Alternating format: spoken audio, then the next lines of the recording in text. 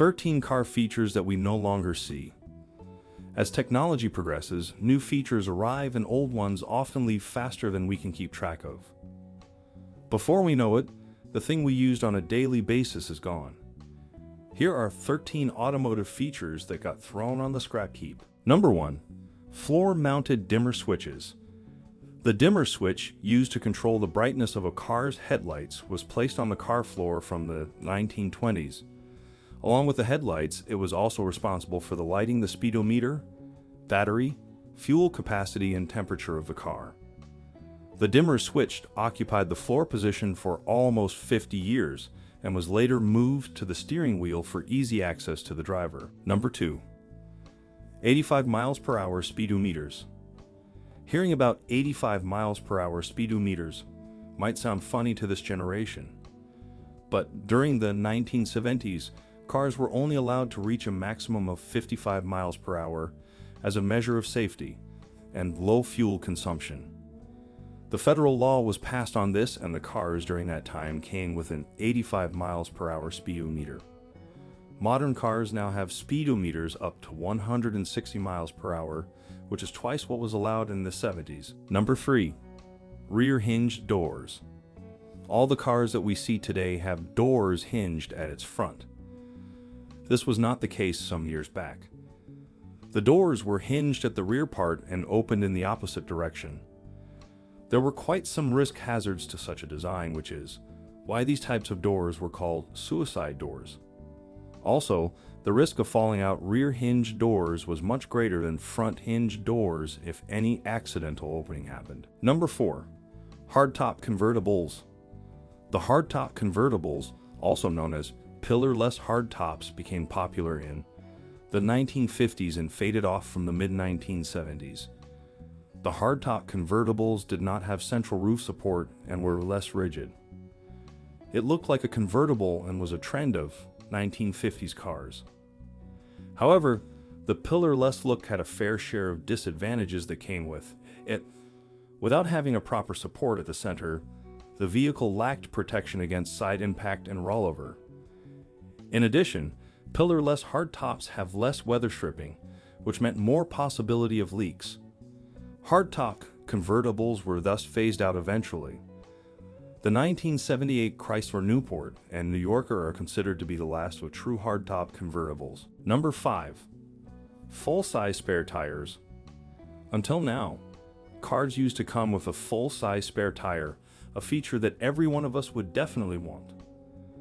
But most car manufacturers now provide limited-use spare tires instead of full-size ones. These limited-use tires are also known as a donut, space saver, or compact spare tires. Manufacturers claim that these limited-use tires help them to reduce the total cost, save space, and lower the weight of the vehicle compared to the full-size spare tires. Surprisingly, spare tires are now replaced by tire inflator kits in a majority of the vehicles, which is capable of handling only specific types of tire damage. A full-size spare tire is indeed a necessary feature that needs to get back in our cars. Number 6. Horn rings. With advancements in technology, car manufacturing underwent several changes as well for the better. One vital change was the removal of horn rings, a feature that was considered as a safety measure. In older cars, drivers were required to remove one hand from the steering wheel completely to honk the horn button at the center. To avoid that, a ring was designed that allowed both hands to remain on the steering wheel, and stretching a thumb or a finger would do the job of honking. With the addition of driver's side airbags, the horn ring started fading away and the button was integrated into the steering wheel spokes. Before moving on the next video, please like, comment, share, and subscribe to The Daily Driver channel for new updates. Number 7. Vent window for ventilation. Vent window is a small glass window beside the main door window of a car. Most of the old cars had this type of small window for ventilation. Like the main window, these vent windows could also be operated separately, allowing air to circulate inside the cabin and cool the occupants without creating a mess. But with the introduction of air conditioning, this magnificent triangular piece of glass got extinct. Number 8. Bench seats. Unlike the separate and comfortable cushion seats and safety belts in modern-day cars, olden-day cars had bench seats. These bench seats were not fitted with any seat belts and could fit 3 people easily in the front row and could squeeze even the fourth skinny one. Bench seats were popular in the early history of cars because they were most suitable to accommodate additional car passengers. However, things changed with the introduction of bucket seats that provided more storage options and a sportier look to the car interior. Customer preferences soon began to shift towards bucket seats, and manufacturers had to drop bench seats in their favor. Bench seats were also replaced due to safety concerns such as airbags, which can provide better protection to 2 passengers rather than 3. Number 9. Ashtrays and lighters. Ashtrays and lighters installed in the dashboard of a car was a common sight during the early days. For non-smokers, this space was often utilized to store coins. But manufacturers gradually moved away from providing this feature and replaced these sections with tech-focused installations, such as phone charger ports. Number 10. Long radio antennas. In old cars, we could see radio antennas protruding out of the side or middle portion of the cars.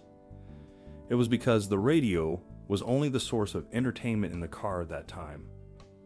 With the introduction of CD players, USB players, and even mini TVs, one hardly listens to the radio today.